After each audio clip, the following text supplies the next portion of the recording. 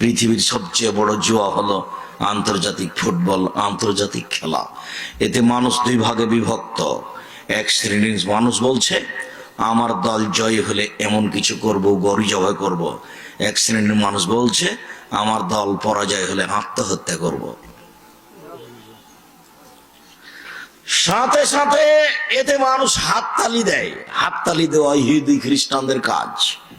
সাথে সাথে সারা পৃথিবী জুড়ে যত ফেস্টন আছে, বিশাল বিশাল পর্দা, দিন রাত কাটাচ্ছে মানুষ সেখানে। রাত 12টা, 1টা, 2টা, 3টে সব বসে আছে, হাততালি দিচ্ছে, হইচই লাগাচ্ছে পশু প্রাণীর মতো।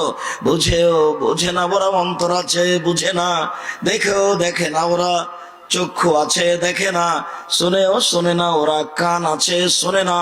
উলাইকা কালানাম, তারা পশু প্রাণীর মতো, তারা গরু ছাগলের মতো, তারা কুকুর স্ত্রীর মতো। বালহুম বাজাল, বরং তার চেয়ে খারাপ।